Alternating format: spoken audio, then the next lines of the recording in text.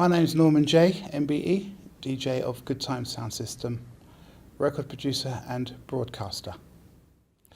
Well, for me, music and fashion go hand in glove. The music I play, the music I've heard, the music I've experienced, is just basically a soundtrack to people's self-expression and the expression manifesting itself in the clothes that people choose to wear. For instance, if I'm doing a kind of loungy afternoon jazz club, the attire tends to be a little bit more formal. Suits, cool button-down shirts, almost a 60s mod look. If I'm playing house music, people need to be dressed to sweat, so it tends to be t-shirt, loose jeans, pumps, etc., etc. I was able to experience the evolution of British youth culture firsthand from behind the decks. It's been a continuing catwalk of fantastic styles, fashions, and in parts it's really vibrant do-it-yourself clothing culture. I've seen styles evolve on my dance floor. I've seen styles born on my dance floor. And over the years, some of them have really inspired me, some have repulsed me, some have really interested me, and some have just passed me by. But it's all part of sort of club culture's rich tapestry. It's a fantastic spectacle. And even to this day, I'm still pretty observant and have a discerning eye into what people are wearing, how they're dressed. I have an interest in it, always have done, and I hope that continues for some time.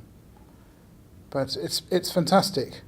You wouldn't get the kind of variation of the theme in any other club around the world. It's where London is unique for that. It's the home of youth styles. Okay, we used to take our cues from America. I say used to. Nowadays in the UK we've developed our own very strong identity in both sort of music, visual arts, performing arts, even down to the clothes that we wear and how we wear them is unlike anywhere else in the world and defines us, especially as black British, which is very important. Yes, we still take the staple cues, like the ubiquitous American baseball cap, I guess, which for me is played out. But what I love about sort of British style culture is that we're not scared to experiment. We will rip here, we will restitch there, we will deconstruct there, and the whole point of deconstructing something is to rebuild it into something new. And for those out there who have the strength of personality or character to wear those things and carry it off, that's brilliant, because in its more mainstream form, that's what all the big fashion designers and fashion houses feed off of. You know, we're the krill that they feed on. You know, without the inspiration and the ingenuity and the creativity of young kids, particularly in London, they simply wouldn't be able to create at the higher end the kind of clothes that they do. They're really inspired by British youth culture. And I know that that's not disrespecting any other youth culture around the world, whether, you know, that they be sort of African or Asian or South American, all have a part to play. But it's our ability in the UK to really subvert, to mix and match and dare to wear that really appeals to me.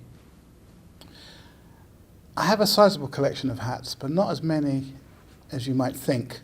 A lot of my hats get recycled. They're made by my wife Jane, who's trained in making hats.